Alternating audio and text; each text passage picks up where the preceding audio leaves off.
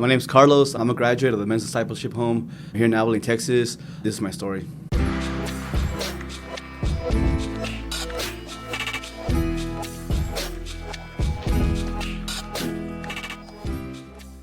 My life before I came to the home was chaotic, I would say. I guess my drug addiction part started when I was 19. And from there, just like I was on it like off and on. I could go like 3-4 months without consuming any methamphetamine. But at the end, it went from a hobby to like a full-time job every day. Every second of it, I was like really needing it. I couldn't really keep a job. I was bouncing from house to house, more towards the end of my addiction. Pretty much like during the 10-year addiction that I had 5 overdoses. It was pretty... Like my first one was actually on Christmas on 2015, and after that, it was bad. I tried to commit suicide as well. Well, the first time, it was when I was 11. My mom found me. I had tried to hang myself, and she found me in the living room, like, from the ceiling. And I think I broke her heart. Like, that was the first time I think I broke her heart. Seeing me there, pretty much just hanging there. The second time, I think it was like 2015 or so at the same time. I tried to pull the trigger, and I did, but the gun didn't really go off, so I think that's by the grace of God. The outwardly part I was struggling with was, I guess, my addiction, methamphetamine. Like I said, I was on that for about 10 years, and I really do believe I was trying to fill up that void that was inside. I couldn't really fill it up with anything else. I was so into being accepted by people pleasing pretty much. The inward part was, like I said, I was trying to fill up that void that I really know where it was coming from.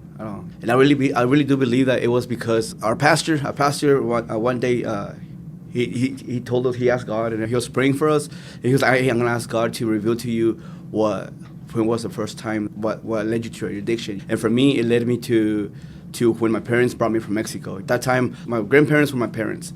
So the first time when they brought me over here, they separated me from my grandparents. So that was my heart broke because they were a big part of my first 7 years. So I really believe I was trying to fill up that void. The lowest point of my life before coming to the home was when I realized I really didn't have a place to go anymore.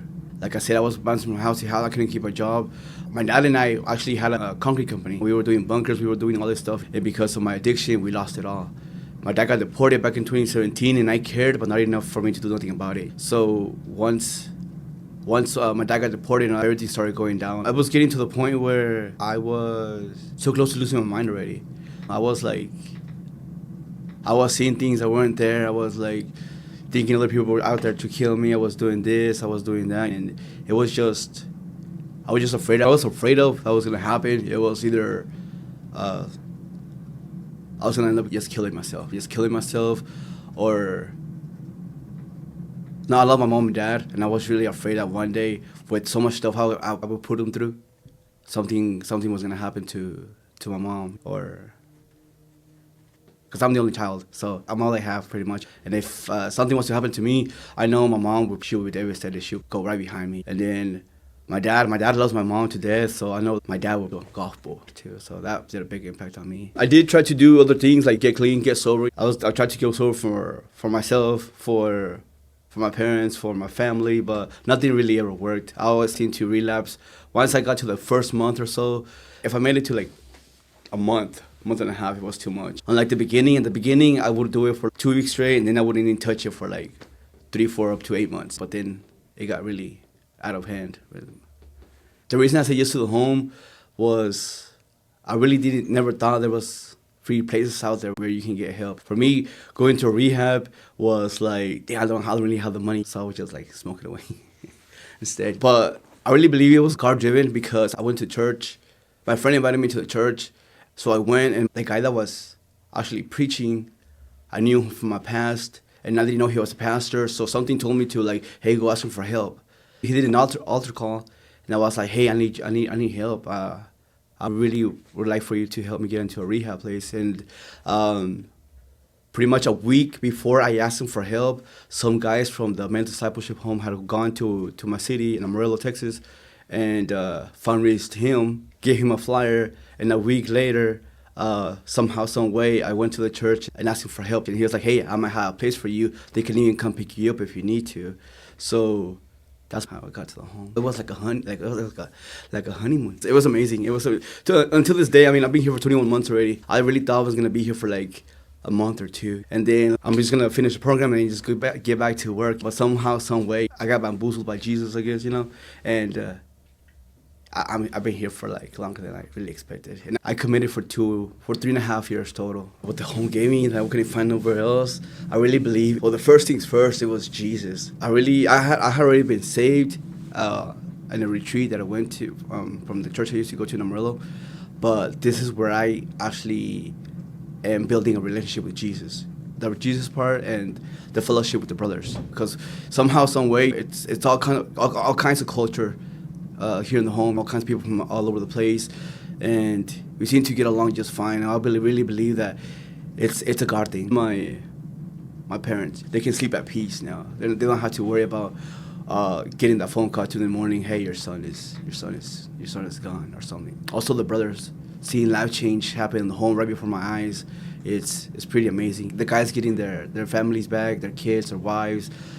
Families that have been like broken, shattered, somehow, some way, God has been able to restore all that stuff back to them. I really believe that's, like, if you don't believe, God will give you a reason to believe right before your eyes. We just have to open up our eyes and really look for it. I believe it was the discipline part. Like, out in the world, I was out there doing what I wanted whenever I wanted to do it. And you come to a place where there's structure and discipline, and it really helps with your character building.